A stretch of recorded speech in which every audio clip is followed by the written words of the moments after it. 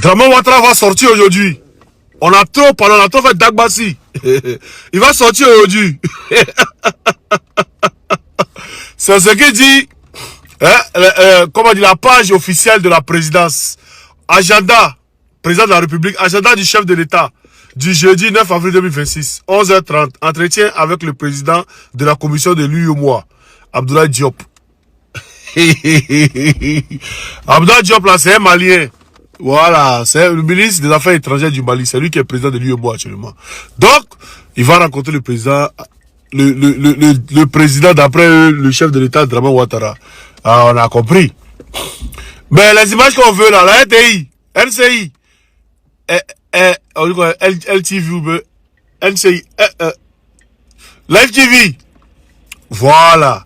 Il dit, on veut des images propres, nettes, et en live. Mais de toute façon, si vous avez menti sur le gars, on va savoir. Après, lui, c'est un Malien. Il peut pas faire truc.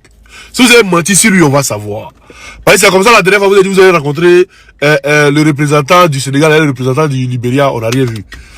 Donc, c'est facile là. Et puis, même si vous voulez montrer en live ou bien les trucs, ne montez pas Draman Ouattara qui est assis et puis le président de lui et moi, il est assis et puis il parle. Non. Hein.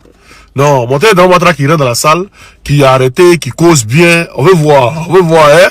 On veut voir pour croire. Où est Dramichou, Draminou, Draminos, Dramsko, hein? Scodrami, Alascobil, hein? Il est où? On attend, tous les Ivoiriens sont branchés tous à 11h. 11h30 à la RTI, c'est de ça qu'il s'agit. Bon, si ça passe à 11h30, vous allez voir ça à 13h à la RTI, mais il faut que ce soit en live. Voilà, normalement, RTI doit se passer des trucs pour montrer ça en live, direct. LCI, avec Live TV, tout cela. Voilà, la page de la présidence aussi, elle doit être en live. C'est de ça qu'il s'agit. Nous, on attend, on regarde. Direct, hein. Vous avez parlé. On regarde, on attend. De toutes les façons, 11h30, c'est tout à l'heure. On a ça, on va miser. Alassane Ouattara, au regard de ce que nous avons eu à dire, a commencé à verrouiller autour de Télé le fils adultérel enfant gâté. Il a commencé à verrouiller le pouvoir de son fils. Ce que j'ai eu à dire ici, devant ce même pupitre, que Ouattara est en train de mettre de l'ordre, ouais, les Karamogo, tout ça, dans ses affaires. Mais Ouattara a été choqué. Et même le renseignement ivoirien, au lendemain de mon direct, le renseignement ivoirien a commencé à parler. Vous permettez, j'aime ce costume-là, je ne sais pas pourquoi, mais ça, je suis trop fan de ça, mais permettez-moi d'enlever ou non, hein? Je vais enlever pour en parler. Sinon, j'aime ça, j'ai cherché ça jusqu'à... J'ai failli ne pas faire direct. J'ai fouillé dans le costume là jusqu'à dire si je ne vois pas ça aujourd'hui, je ne peux pas direct. Parce que j'aime bien ça, c'est un peu un style indien encore. Alors donc, le renseignement ivoirien, au lendemain de mon direct, ils ont eu une petite réunion, ce qu'on appelle une petite réunion de cellule de crise.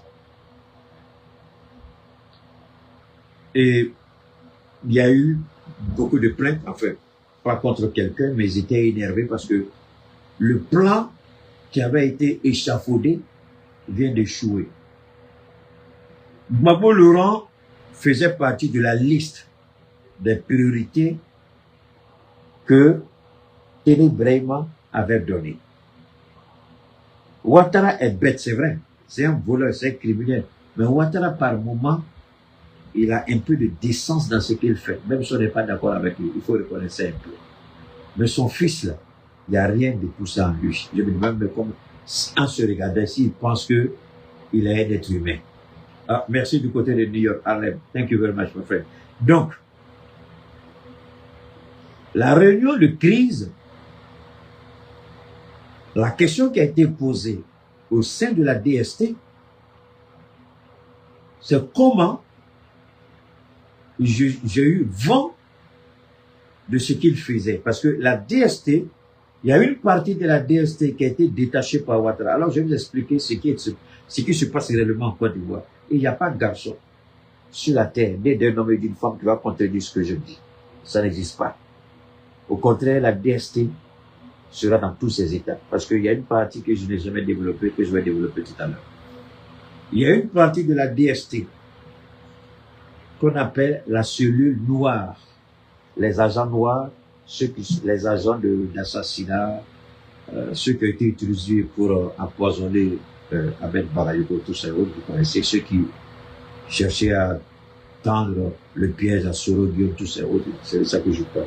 Ceux qui sont allés casser les portes pour enlever les gens, ceux qui ont enlevé le petit Ziguier, et puis ceux qui lisent, enfin, la DST est là. Donc, la DST, à la demande de Ouattara, il y a une fraction de la DST qui a été mise à la disposition des agents du renseignement, les mercenaires israéliens qui travaillent pour Ouattara.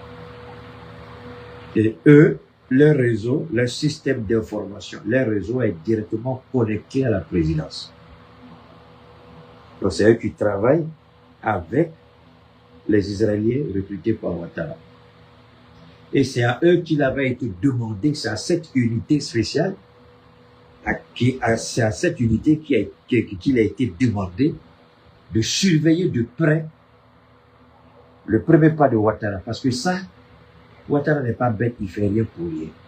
C'est une idée des Israéliens de pousser et de voir. Ce que nous avons dit, c'est ce que Ouattara fait. Mais ce que les Israéliens ont oublié, ceux qui sont en Côte d'Ivoire, ils sont tellement bêtes, les Damandés qui sont là-bas, ils ne comprennent rien. Ils n'ont rien compris. Ils n'ont rien compris encore. Alors donc, je répète ce que j'ai dit. Le régime Ouattara qui attend de passer le flambeau à Téné, c'est le même régime dans tous les cas. C'est de dire aux Ivoiriens de faire beaucoup attention. Je répète encore ce que j'ai eu à dire. Faites beaucoup attention. Ne vous laissez pas berner. Ne baissez pas. Et le petit là, il y a un petit là, qui aime parler beaucoup. Et c'était un cas quelque chose, il a été arrêté une fois, je crois. Le petit qui aime parler français, il aime d'aller s'asseoir et dire, va te présenter. Le petit là, vous le connaissez, le petit baoulé là. D'accord. Allez lui dire que moi je dis, s'il ne fait pas attention, 1, il sera empoisonné, 2, il risque d'être abattu. Et ils vont maquiller ça en tentative de vol des petits microbes. Je répète. Le petit qui aime parler beaucoup, le petit qui critique toujours, le petit qui avait parlé de Anou Loto et puis il allait au jugement. C'est de lui que je parle. Donc allez lui dire, s'il veut servir les Ivoiriens un jour, s'il veut continuer de lancer les alertes, s'il veut continuer d'informer les Ivoiriens, il y a des fois dans la vie, on dit, il y a des combats qu'il faut laisser tomber, tu prends du recul et puis tu te projettes après. C'est ce qu'on appelle reculer pour mieux sauter. Si il veut jouer qu'il est garçon là, il verra même pas la fin de l'année 2020-26 à finir. Ils vont le liquider. Dites-lui ça. Maintenant, est-ce que je veux qu'il me croie? Pas du tout, je m'en fous. Mon rôle c'est quoi? C'est de le dire. Qu'il me croit, qu'il ne me croit pas, je m'en fous, il perd du bon. Voilà. Donc, il ne fait pas attention, ils vont le liquider. Il fait partie de la liste de ténébrèmes. Allez lui dire ça, que c'est moi j'ai dit. Deuxièmement, nos frères qui sont dans les casernes, je vous l'ai dit la dernière fois, je le répète aujourd'hui, faites beaucoup attention à ce que vous faites, avec qui vous parlez, et faites beaucoup attention au sujet de conversation que vous engagez avec les gens, parce que vous ne savez jamais à qui vous parlez. Votre meilleur ami peut vous vendre comme Judas l'a fait, pour 30 pièces d'argent. Vous serez vendu bêtement. Alors, si vous avez parlé comme Keïta, apprenez à fermer la bouche. Mettez un zipper et puis fermez. Sinon, le reste là va se passer derrière vous. Donc, et Ouattara a donné des instructions fermes devant Téné Brahima. Ouattara a appelé le procureur général. Ouattara l'a appelé devant Téné. Et Ouattara lui a donné les instructions fermes. le procureur général et le procureur militaire. Ouattara a appelé les deux et il leur a dit ceci. Hey, il a demandé comment il était là-bas. Hey, mon ami, pardon, il faut te déconnecter s'il te plaît à cause de Dieu. Hein?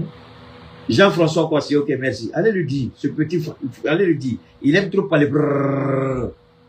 Il n'a qu'à arrêter de se blaguer lui-même. Ils vont le liquider et puis ils vont maquiller ça en tentative de vol. Ziggy a eu la chance, Ziggy a été enlevé. Les gens ont parlé, ils ont jeté Ziggy en prison. Je ne sais pas s'il est toujours là où il est sorti. Mais lui, il n'aura pas le temps. Parce que lui, quand il va le prendre, il va le liquider en même temps. Il va les tentatives, ils vont le liquider en même temps. Dites que moi, je lui dis ça. S'il ne me croit pas, je le lance des défi. Ça me fait mal, mais j'aurai raison. S'il ne me croit pas, il n'a qu'à continuer à faire ce qu'il fait. S'il finit cette année 2026, c'est que je suis un idiot. S'il finit 2026 dans ces jeux-là, c'est que je suis un imbécile.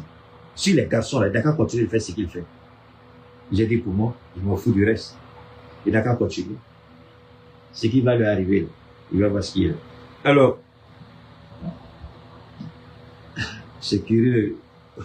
On m'a montré, on m'a posé la question si j'ai un compte sur TikTok. Il dit, je ne suis pas sur TikTok. On m'a dit, mais tu es en train d'enflammer TikTok. Il dit, mais j'ai fait quoi? Il dit, ah oui, c'est les gens qui prennent mes vidéos et puis après les repostent sur TikTok. Je ne suis pas sur TikTok. Alors, je reviens encore pour dire ceci.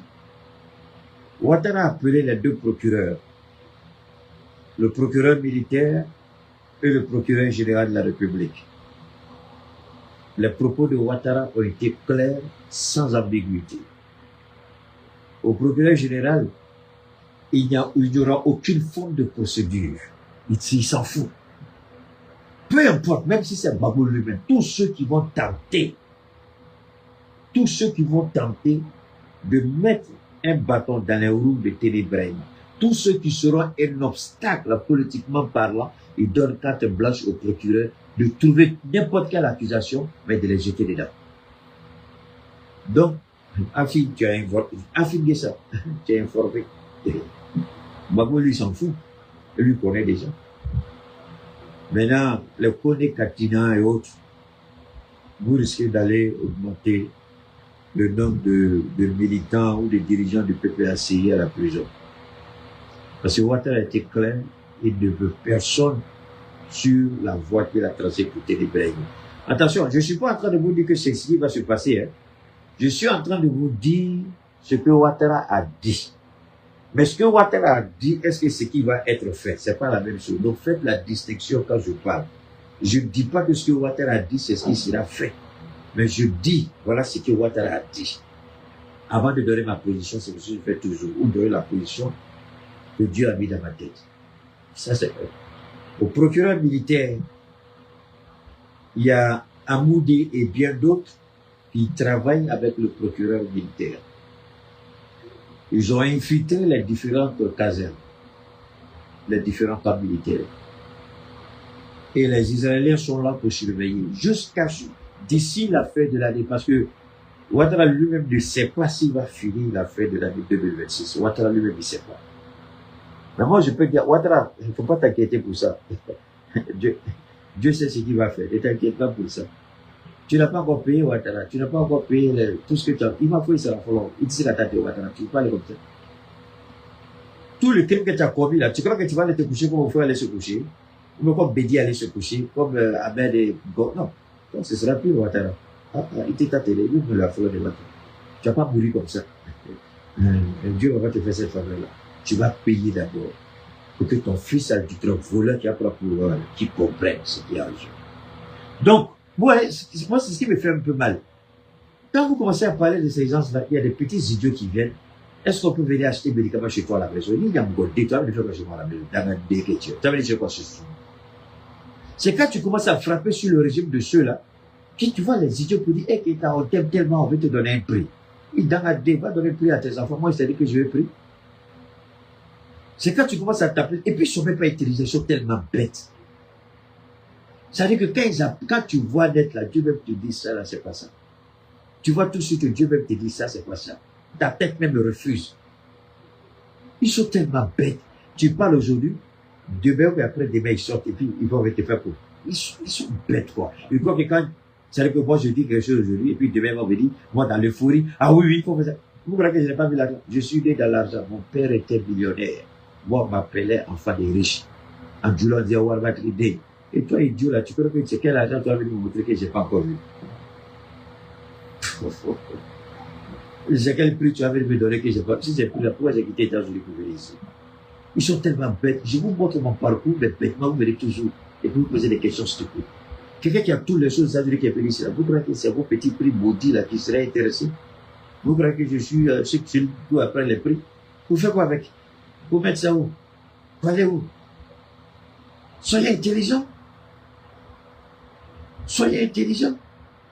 Vous venez les prix, je fais quoi avec? Alors, donc, Ouattara, le procureur militaire, a été mandaté pour traquer tous les militaires qui vont commencer à grogner dans les casernes. Tous les militaires qui vont commencer à respecter. Tous les militaires qui vont commencer ne serait-ce qu'à penser quelque chose. Si on sait que tu penses à quelque chose, puis tu as sorti de ta bouche, si ce n'est pas dans l'intérêt de ténébrement, tu vas aller c'est 6 pieds sous terre. Et il a été dit au procureur général d'Abidjan de renforcer la surveillance des réseaux, des groupes WhatsApp. Donc faites beaucoup attention à ce que vous allez dire sur vos groupes WhatsApp. Parce que vous êtes contrôlés, vous êtes surveillés. Et les Israéliens sont payés à prix d'or pour vous surveiller, pour vous contrôler. Même quand, écoutez, ces gens-là sont capables de tout. Ils sont même capables d'aller déposer des micros dans vos bureaux. Je dis, mais des micros dans vos bureaux. Là où vous pensez même pas qu'il peut y avoir un petit micro, il y a un petit micro qui est là. Vous êtes écouté toute la journée. Donc, si vous êtes malin là, arrêtez de parler politique dans vos bureaux. Il peut se trouver qu'il y a des micros qui sont déjà positionnés dans vos bureaux. Ouattara ne les sur rien. Même les gens qui vont venir vous parler, vous allez voir le costume qu'il va porter. Quand on porte le costume, il y a des petits trucs qui vont comme là. Ça peut être un micro, ça peut être voilà, une caméra. Vous pouvez être filmé. Le bouton même que le gars porte, le bouton même peut porter un dispositif d'écoute. Donc, tout est possible. Ouattara ne lésinera sur aucun moyen pour sécuriser le pouvoir de Ténébrème. Donc, si vous pensez que Ouattara est en train de parler avec vous, regardez la chemise qu'il a portée, faites beaucoup attention, le costume qu'il porte, le stylo qu'il a, même sur Internet, allez-y sur Internet, il y a des stylos, qu'on vend. Moi, j'ai vu, j'étais tellement dépassé. Le stylo, vous l'achetez, vous mettez le stylo là, c'est une caméra. Le stylo vous enregistre avec résolution haute définition, HD. Oui, après mon direct, rentrez rentrez dans cette affaire des choses, allez dans Facebook, vente là, il y a Facebook, allez-y, Facebook boutique, allez-y, ça y est là-bas, stylo. Bic, les Chinois ont ça là-bas. On voit ça ici, même au Mali on voit. Donc c'est pas encore des bons préparés. Donc faites beaucoup attention. Même le bic que tu vas porter là, s'il n'enregistre pas ton visage avec vidéo, il enregistre encore tout ce que tu dis. Donc faites attention. Ouattara est en train de faire de la Côte d'Ivoire comme Hitler l'a fait en Allemagne. Ouattara veut arrêter tout ce parce qu'il sait que Téné ne pourra pas contrôler le pouvoir. Il faut fragiliser. Il faut rendre la Côte d'Ivoire faible. À tel point que même penser dire quelque chose de Téné, le lendemain tu as fait sacrifice. Donc, c'est malheureux de voir ça. Mais ça, c'est Ouattara. Maintenant, je conclue avec la Côte d'Ivoire avec cette partie, cette conclusion. Ouattara, comme j'ai toujours dit, tu vois, c'est ça qui est un peu malheureux chez toi. Tu ne retiens rien, Ouattara. Tu as plus de 80 ans, mais tu es toujours bête. Tu ne retiens rien. Tu vois, Ouattara, quand tu as choisi Gong Coulibaly, j'ai dit c'est ton choix, c'est pas le choix de Dieu. Et j'ai dit, Gong, tu ne seras jamais candidat. Et si jamais même tu es candidat, Tu finis les élections, là, tu fais pas 3 mois en vie, ou 6 mois maximum. Alors, tu crois réellement que ce que tu es en train de dire, là, si Dieu a fait échouer tous tes plans depuis donc le balai jusqu'à aujourd'hui, tu as tué Ahmed Barrow, tu as chassé Sorobio, tu as détruit tout autour, dis-moi, ceux qui pouvaient t'aider, tu les as chassés, tu les as tués. Mais alors, il faut me dire, qu'est-ce que tu crois que tu es en train de planifier que Dieu ne sait pas, ou Dieu n'a pas encore pris disposition par rapport à ça? Ton fils adultéré, il peut avoir la domination que tu veux, mais il ne sera pas président. Même s'il est président, ce sera pour un court moment. Ce que les Ivoiriens n'ont pas pu te faire, peut-être, lui, il sera la revanche des Ivoiriens sur toi. Dans ta tombe, tu vas voir ça. Alors, vous voyez, c'est ça qui m'énerve un peu. Jacques, c'est ça? Jacques Mazola. Tu me connais? Tu me connais pas. Tu viens dans mon direct, tu trouves les gens, ils font leur baptême, l'enfant n'a qu'à porter ton nom. Parce que toi, t'es qui? C'est toi qui as enceinté la femme, là. Tu enceintes ma femme, le gars, il enceinte sa femme, et puis tu vas à son baptême, il faut donner le nom de la femme. Toi, t'es qui? Tu fais quoi pour moi? Tu as déjà dit que voilà ma participation. Moi, je m'en fous de ce qui se passe à la RDC. C'est que tu n'es pas garçon comme moi, tu n'as pas bouche comme moi. Pourquoi tu ne fais pas de direct pour défendre la RDC? Moi, quelqu'un comme ça, il faut parler de l'argent de ton pays. Moi, je m'en fous. Il y a un cessez-le-feu qui a été proposé par les Américains. Mais il y a une partie qui échappe toujours aux gens. Alors, permettez-moi de faire un bref rappel, vu qu'on a eu des difficultés pour commencer. Alors, ceux qui ont déjà reçu mes produits, la belle ivoirienne, que ce soit préventive ou curative par rapport aux besoins, je vous demande de m'envoyer les captures d'écran, les photos, recto verso de chaque produit, parce que sur chaque produit, j'ai laissé des informations qui me permettent de vérifier que c'est le bon produit que vous avez. Pourquoi je demande ça? Parce que je veux contrôler que ce que vous avez payé, c'est bien ce que vous avez reçu. C'est important. Voilà pourquoi je demande la photo recto verso de chaque produit. Ça me permet d'abord, un, de vérifier que c'est le bon produit, deux, de vous donner la bonne posologie. D'accord? Évidemment,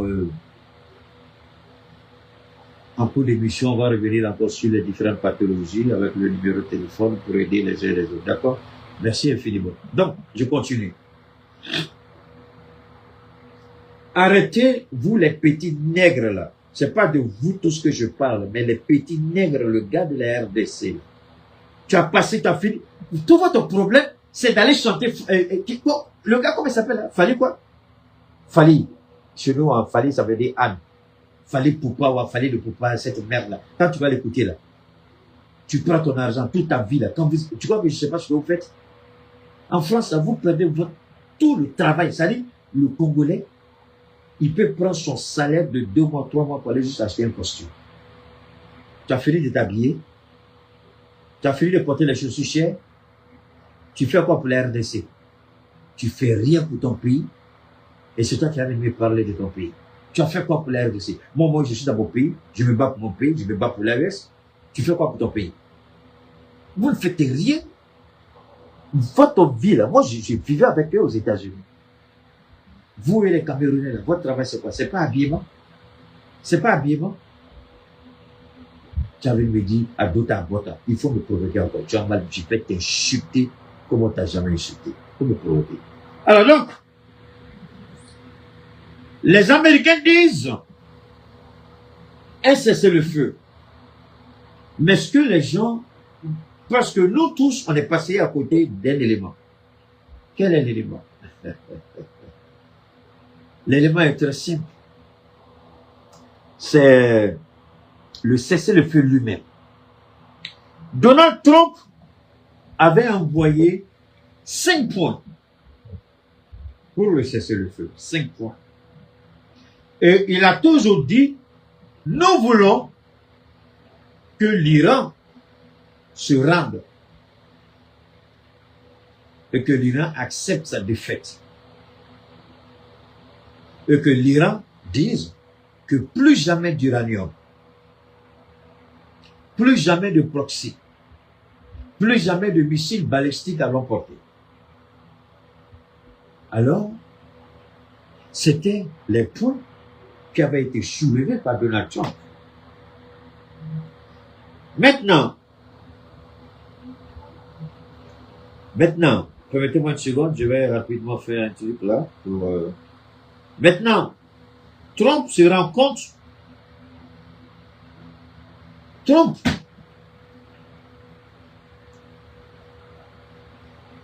il dit, ça c'était la première position qui a été rejetée par l'Iran. Et en contrepartie, l'Iran propose son propre plan en 15 points. Je dis bien en 15 points. Mais je vais m'arrêter là. Le cessez-le-feu, c'est-à-dire la cessation des hostilités, les bombardements, les attaques, tout ça. Pour quiconque connaît Donald Trump, doit avoir un sérieux problème avec la réaction des Américains. Les mêmes Américains qui ont dit on a détruit l'Iran, c'est fini pour l'Iran, c'est nous qui avons les cartes, c'est nous qui décidons, l'Iran ne dit rien, l'Iran n'impose rien, c'est nous qui décidons, quand la guerre finit, c'est nous qui disons, quand la guerre ne finit pas. L'Iran dit vous mentez, c'est nous qui décidons ça par vous. Et le Pakistan, l'Égypte, la Turquie, c'est les trois que je connais, eux là, ont travaillé dans l'ombre. Ils travaillaient dans l'ombre avec les dirigeants iraniens. C'est eux. Si on vous a dit autre chose, pourquoi je voudrais que chacun fasse beaucoup attention. Je vous demande pardon, écoutez très bien ce que je suis en train de dire. Et ce que je dis, il y a des preuves, il y a des informations précises. Je ne vous raconte aucun. Bon, ceux qui pensent que c'est un mensonge, à cause de Dieu, faites-vous plaisir de connecter-vous, allez-y ailleurs, je n'ai pas besoin de vous ici. Parce que tout ce que je dis, la preuve est là. Les éléments sont là. Et c'est des informations qui sont basées sur des faits. L'Égypte, la Turquie et le Pakistan, c'est eux d'abord qui ont approché les autorités iraniennes. Et les autorités iraniennes ont dit, et quand les Américains, ils ont d'abord dit aux Américains, on va approcher les Iraniens pour essayer de voir comment on peut arrêter cette guerre. Et le fait que l'Égypte, le Pakistan, la Turquie, évidemment, ce sont les différents ministères des Affaires étrangères de ces trois pays. Il peut y avoir beaucoup, mais je connais seulement que les trois. Donc, je ne vais pas dire ce que je ne connais pas. Alors, Trump, qui est, au lieu de gouverner, Trump est un activiste des réseaux sociaux, c'est pas un président. Je suis désolé. Donald Trump n'est pas un président. C'est un activiste des réseaux sociaux. Ce monsieur-là, il a une folie des réseaux sociaux. Il veut tellement être entendu, tellement être vu, tellement voir les gens soumis à sa volonté. Il a créé sa propre application. Et c'est là-bas qu'il poste. Et les gens ne comprennent pas une chose. Trump est en train d'utiliser sa position de président pour lancer sa plateforme. Donc, tout ce qu'il dit, donc finalement, à cause de cette guerre, la plateforme a enregistré des abonnements phénoménaux. Oh, phénoménaux, je m'en fous, phénoménal, je m'en fous. Prenez, laissez, c'est votre affaire. Trump a, en utilisant sa propre plateforme, attention, quand il dit c'est pour lui-même, c'est lui qui a créé, parce qu'il a été banni à vie des autres plateformes, donc il a créé pour lui. Et c'est sur ça qu'il envoie ses messages. Et cette guerre a permis à la plateforme de Trump d'obtenir des millions et des millions d'abonnés. Parce que tout le monde va là-bas. Donc, il y a une bâtard qu'elle a, c'est mari de ta maman, comment elle appelle là? Samuel Jacques Bâtard que tu es là. Sors de mon direct imbécile d'inventer. C'est ta maman qui est le lit de Trump. Donc, Trump a créé son truc. Et il fait avec. Maintenant, il dit que l'Iran est en train de demander pardon pour un cessez-le-feu. Et les Iraniens sont sortis, ils ont dit, tu mens. C'est faux. Tu as envoyé des gens, ils sont en train de négocier avec nous. On a pris contact avec eux. Mais nous ne sommes pas en train de négocier. Ils nous ont contactés, on les écoute. Ils sont en train de faire des propositions, on écoute.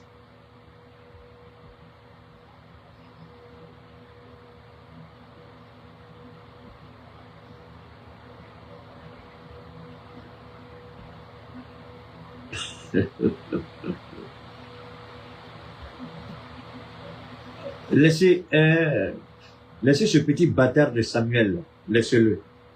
Je vais mettre mon pied là où il ne pense pas que ça doit aller. Il y a un des bâtard qui tu es fils de raté. Maudit bâtard. Tu as ton pays à un proverbe, tu n'es même pas capable de défendre ton pays. Il y a un godé, ça. Moi, tu avais demandé de défendre ton pays. Bâtard que tu es. Laissez-le, il va me trouver ici. Enfin, des capotes percées, la saleté de merde avec ta gueule qui tue la merde. Alors donc, ils disent non, c'est pas vrai. Nous n'avons rien demandé. Tu as envoyé des gens et nous écoutons ce que les envoyés que tu as envoyés. Nous les écoutons. Tes émissaires, nous les écoutons.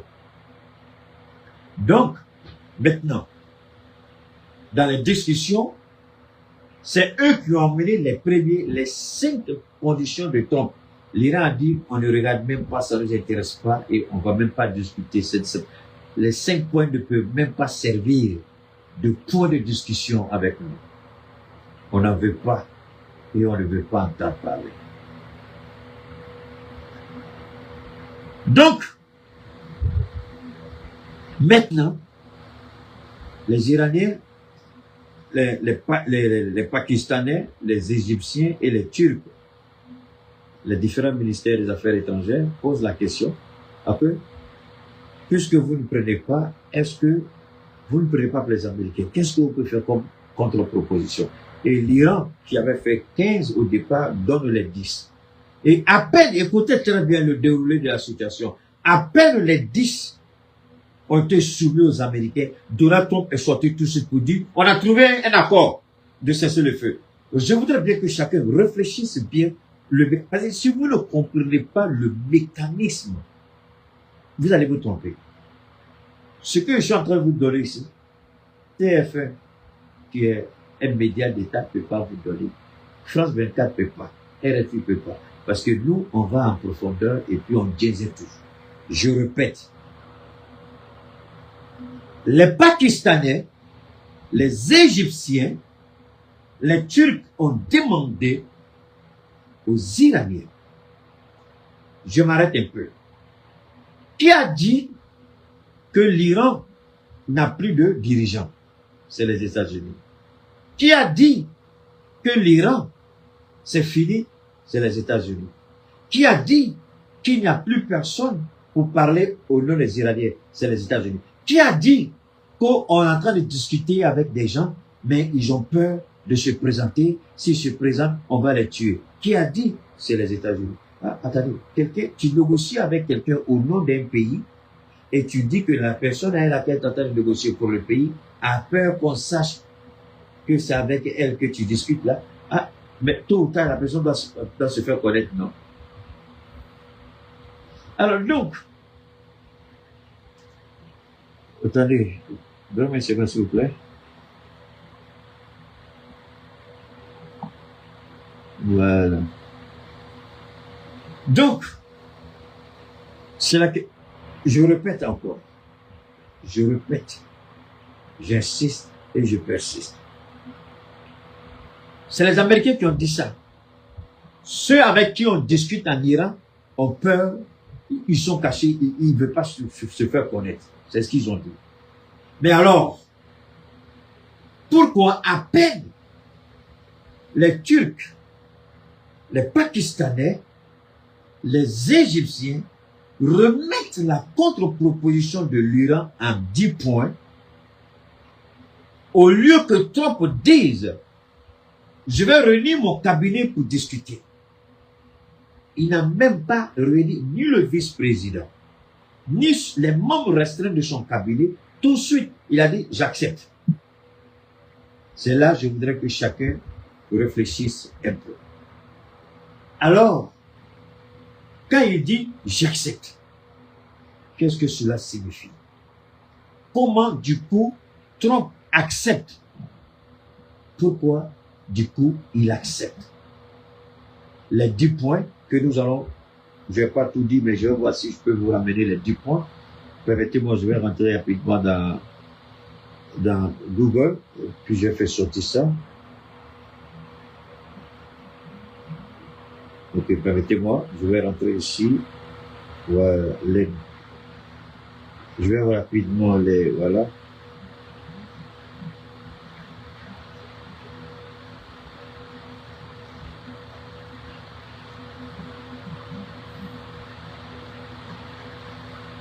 Donne-moi une seconde, je vais...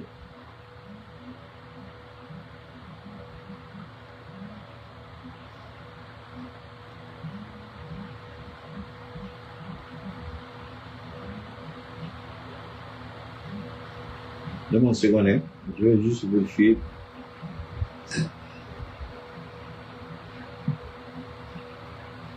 Ok, je vais lire ça pour vous, quoi. Je vais lire, vous allez voir les 10 points.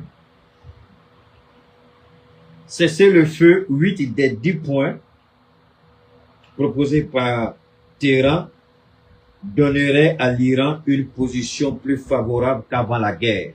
10 des 10 points. Donc vous voyez, les 10 points là, je vais essayer de... Voilà, Dieu merci, ça est là. Cessation complète, le premier point, cessation complète de toute agression contre l'Iran et les groupes de résistance.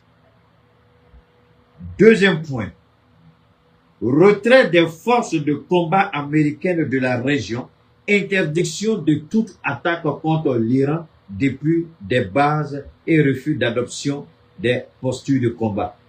C'est-à-dire, on a vu les pays du Golfe qui ont dit on n'est pas d'accord, mais les Américains ont quand même utilisé leur pays comme base arrière pour attaquer l'Iran. Ça, c'est le troisième point. L'Iran dit, une fois qu'un État dit il ne veut pas, l'Amérique ne doit plus faire ça. Troisième point, limitation du passage au quotidien des navires à travers le détroit d'Ormuz pendant 2 semaines, dans le cadre du protocole de passage sécurisé sous la supervision et selon les règles spécifiques de ce pays, c'est-à-dire l'Iran. Je continue. Lever de toutes les sanctions primaires, secondaires et onusiennes. Compensation des pertes iraniennes par la création d'un fonds d'investissement et financier. Engagement de l'Iran à ne pas fabriquer d'armes nucléaires. Ça, l'Iran s'engage à ne pas fabriquer d'armes nucléaires. Reconnaissance par les États-Unis du droit de l'Iran à enrichir l'uranium et négociation sur le niveau d'enrichissement. Donc, le 6 et le 7, vous voyez, on ne fera jamais de bombe nucléaire. Mais attention, je peux ne pas fabriquer la bombe nucléaire et puis acheter la bombe nucléaire, ou bien, je peux ne pas fabriquer, mais acheter. Je ne sais pas si on se comprend. L'Iran peut ne pas acheter, et ça peut ne pas le faire, mais acheter avec un pays tiers. Un tiers pays. Ça peut être la Corée. D'ailleurs, l'Iran a déjà ça. La Russie a déjà fourni des missiles à tête nucléaire à l'Iran. La Corée du Nord a déjà fourni des missiles à tête nucléaire à l'Iran. D'accord? Maintenant, 8, accord de l'Iran pour négocier des traités de paix bilatéraux et multilatéraux avec les pays de la région conformément à ses intérêts. Extension d'un engagement de non-agression à tous les agresseurs vis-à-vis de l'ensemble des groupes de résistance. Et puis, 10, abrogation de toutes les résolutions du Conseil des gouverneurs et du Conseil de sécurité et ratification de l'ensemble des engagements dans une résolution officielle des Nations Unies. Évidemment, les gens ont dit que c'était excessif. L'Iran l'a fait à dessein. Quand vous allez en négociation, vous faites le maximum pour présenter votre agenda le plus costaud que possible, dans l'intérêt que au cours de la négociation, vous puissiez obtenir ce que vous recherchez. C'est-à-dire que vous exagérez dans l'optique de recevoir ce que vous voulez. Et c'est ce que l'Iran, voilà les 10 points de l'Iran, qui sont totalement des choses auxquelles l'Amérique a toujours dit non. Maintenant, question. Pourquoi ce n'est pas l'Iran qui sort comme premier pays pour dire nous avons trouvé un accord avec les Américains? Pourquoi l'Iran ne l'a pas fait? Pourquoi l'Iran n'a parlé qu'après que Trump ait parlé? C'est là que chacun devait réfléchir pour savoir, attendez, pourquoi Trump, attendez, non, Iran, attendez. Ouh. Je suis sûr que vous n'avez pas vu ça venir. Ce sont les États-Unis qui ont d'abord annoncé la nouvelle au monde entier. Dès que l'Amérique a annoncé, le prix du baril a chuté de 18%. Dès l'instant où l'Amérique a annoncé, parce que les gens s'en fichent de ce que dit Donald Trump. Je vous ai toujours dit ça. Et c'est l'Iran qui regarde. Et quand l'Iran a confirmé ce qui a été dit, tout de suite le prix du baril a chuté. Mais il y a un autre problème, je n'ai pas encore fini. Il y a un autre problème. Donc, ce n'est pas l'Iran. Alors, si c'est l'Iran qui négociait, si c'est l'Iran qui voulait, si c'est l'Iran qui était vraiment contraint, on aurait souhaité, enfin, l'Iran nous aurait quand même montré la voie en étant le premier pays à dire nous avons trouvé un accord. Mais c'est parce que l'Iran en fait. L'Iran est resté et c'est l'Amérique qui a annoncé, après l'Iran a confirmé. Et c'est là que vous avez vu la population iranienne sortir dans les rues. Mais avant ça, l'Iran avait mis en place un système. L'Iran a demandé au peuple iranien de sortir et de faire des boucliers humains autour de toutes les infrastructures civiles critiques. Tout ce que Trump voulait détruire, l'Iran a demandé que la population aille là-bas. Et les Iraniens ont fait des ceintures, des corridors humains autour de tous les sites stratégiques civils. Trump, il n'est pas bête. Il a eu l'information. Est-ce que tu vas tuer les gens? Même les Américains, même les Républicains n'allaient jamais pardonner cela à Donald Trump s'il bombardait le peuple qui a formé un corridor sécuritaire humain autour de telle ou telle infrastructure. Ils ne vont jamais pardonner. Et ça, c'est la technique de l'Iran. Et l'Iran a dit, vous allez rester là jusqu'à ce que on trouve un accord définitif. Même avec le cessez-le-feu, vous continuerez à sortir pour aller protéger toutes les infrastructures civiles. Et c'est ce que les Iraniens ont commencé à faire. Et c'est ce que les Iraniens ont commencé. Les Iraniens sortaient avec les drapeaux pour aller vers les sites et s'asseoir à l'intérieur des sites. Quand je dis les Iraniens, ce n'est pas 2-3 personnes, ce sont des centaines, ce sont des milliers de personnes qui se déplaçaient. C'est tout le monde qui allait. Et moi, quand j'ai vu les rues de Téhéran, je me suis posé la question, je me suis dit, mais attendez, est-ce que réellement il y a la guerre en Iran? Parce que j'ai été surpris de voir un Téhéran, mais tout ce qu'ils disent qu'ils ont détruit là, moi je ne sais pas c'était où, hein. Moi, mais j'avais exagéré, je dis que Téhéran était rasé, mais j'étais étonné de voir Téhéran. Mais je ne peux pas vous montrer, mais je vais voir si je pourrais vous montrer quelques images. J'ai été surpris de voir que Téhéran n'est pas ce qu'ils disent que Téhéran est devenu. Alors, donc, ce qu'il faut retenir, on va continuer. Ce sont les Américains qui ont demandé le cessez-le-feu.